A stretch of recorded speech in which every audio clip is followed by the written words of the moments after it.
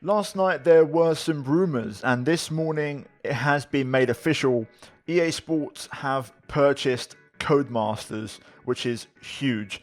A deal that's around $1.2 billion, and it's going to be really, really crucial to the future of Formula One games in our case. You know, that's what my channel is about, and what you guys who are watching this video are probably interested in. And, you know, you want to know how it's going to affect us. So in this video, we're going to break it all down, how it happened, and I'm going to give you 3 pros and 3 cons of the entire thing. So let's jump into it. If you guys are going to enjoy the video, leave a like and let's see what this is all about. Now, late last night there were some rumours breaking and a few articles popping up mentioning that EA Sports had actually acquired Codemasters last night, and this was a very, very late decision. So originally there was an agreement in place between Codemasters and Take-Two, which are the guys who make the GTA franchise and the 2K series as well.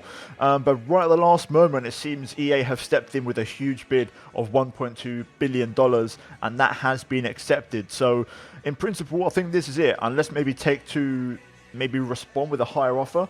It looks like this is the way it's going to go, and F1 games will be returning to EA Sports for the first time since the early 2000s, I believe. For the first time since, I want to say, F1 2002. So it's a big move, and it could be very good or very bad. I feel like there's going to be a lot of interesting arguments regarding this deal, but I'm going to jump into an article and read some of the press briefing and what the statements are.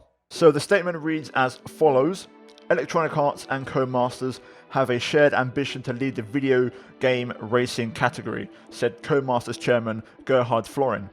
The board of Codemasters firmly believes the company would benefit from EA's knowledge, resources, and extensive global scale, both overall and specifically within the racing sector.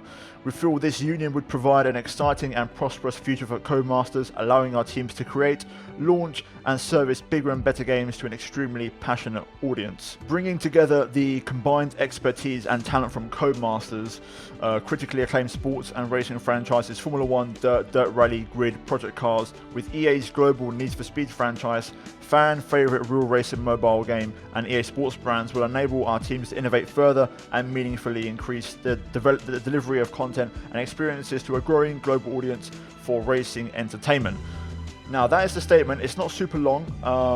It's relatively to the point. So with that in mind, I'm going to jump into 3 things I like about this whole thing, 3 things I don't like. There's probably more, but you know, I'm making this video with relatively short notice and short turnaround. I might go into more detail later on, I think, especially if more details become available. But for now, I'm going to give you some thoughts. So first of all, we're going to jump into the pros. As you guys know, Codemasters have been doing the F1 game for about 11 to 12 years now, and the base is very well established. There's a great team of guys there, and in the last few years, the game has taken a really good direction in terms of what the fans want. So the good thing about this is there is going to be more funding, you know, more power, and that's what EA brings to the table. So F1 can really go out there and make a much stronger game. You know, if they really want to put the resources into it, they could do a lot better, and I feel like there's going to be a lot more potential for a lot more things, features, especially heading on to next gen consoles. There's going to be a lot more horsepower, you know, for EA to give to Codemasters, and that will help really improve the game. So that's one big positive already, and something that F1 has always lacked. You know, F1 with Codemasters have been a pretty small company. They've been growing a lot recently, but generally speaking, Codemasters aren't of the size of a corporation like EA or Rockstar or whatever. So very, very important that this happens, because it's going to give F1 that power to really level up in terms of the game in itself. Another big pro, and it's something that the fans, you know, have been asking for a long time, you're going to get better online service. I feel like we know how EA works, you know, with how their games run, especially FIFA, for example, with Ultimate Team. And the good thing is, hopefully they'll be running, or the F1 game will be running off of EA Power, which means EA servers possibly. So the online experience should drastically improve, and I think you're going to see a lot more love shown for that side of the game. And I think a lot of people who play online a lot and have issues with bugs, connectivity issues, and so on and so forth, you're going to have a much better experience now. I think that's something you can hang your hat on and be pretty confident about with EA coming in. So for me, that's a big bonus as well, as someone like myself who's kind of getting back into league racing and does have a few issues at times. This is a really big thing, and I'm actually really excited about that. I think that could be a really, really big move for them, and really bolster and bring up the online side of things on the F1 game. And number 3, of course, similar to point 1, because they're a big company, there's going to be a faster turnover. So what I mean by that is things like updates. Like recently we got the F2 patch in December. Because it's going to be a much bigger team and a lot more staff and financial power, those updates are going to get turned around a lot quicker. Dare I say, maybe they could somehow get it ready for the actual release of the game, or maybe a month later. There's going to be a lot more manpower behind it. So the mid-season updates, when they update the car shapes, the car liveries, such as the black Mercedes, things like that, those kind of things will get turned around a lot quicker because they're going to have a lot more resources, and like I said, just a fast turnover when it comes to updating these things. So there is that as well, which is going to be a big plus. And a lot of people complain about the performance patches taking a long time to arrive, and I do agree. This year we got the performance patch, I believe, about a month ago, which is, considering the game had been out for about 5 months up until that point, that was quite a big gap. So I think that's a really big plus as well. But now we're going to move into some cons. Con number 1, and it's a very clear thing with EA and their games, is microtransactions. You guys know all about this, especially with FIFA, for example. There's a lot of little scenarios where with the FIFA points, for example, there's going to be those microtransactions. People talking about loot boxes already. This point, even though it's a con, it doesn't bother me too much. There's something else that bothers me, and I'll mention that later on. At the minute, this year, for example, with the Podium Pass, it's the first time there's been some form of microtransaction anyway in the Codemasters games with the Podium Pass. So I'm not too fussed if that changes a little bit.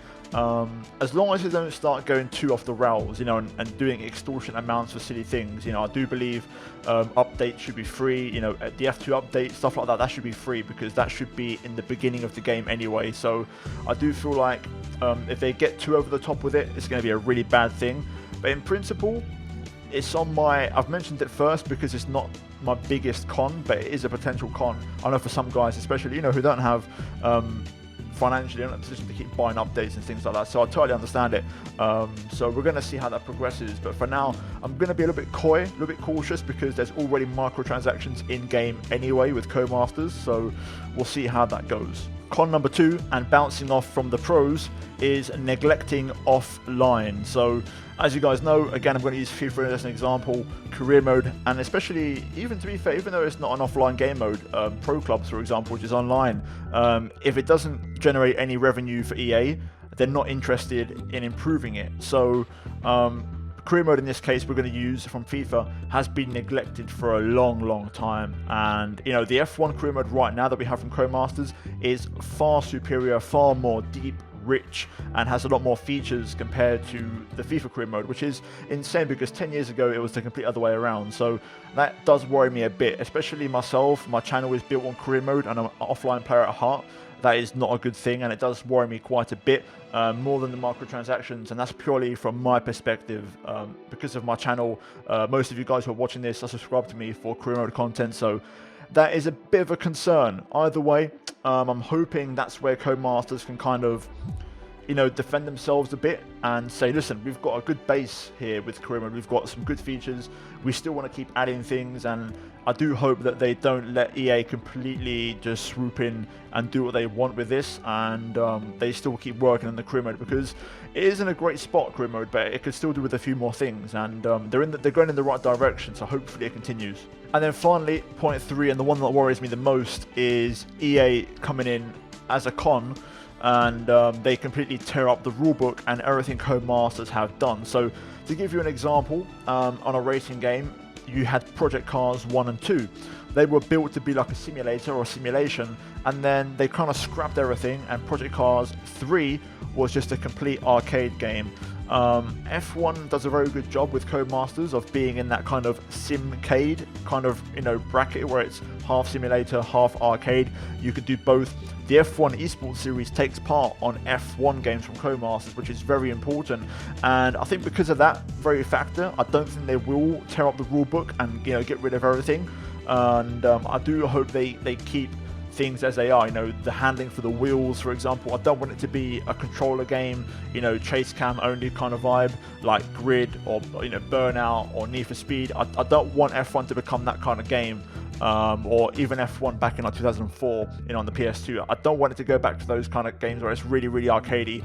If it does, it's going to be the end of everything for a lot of people. It's going to be the end of esports and the end of a lot of creators as well who do a lot of online content, and even myself. I like to think I'm more on the sim side of things rather than arcade. So for me, that's going to be a really big negative. So I'm really worried about that.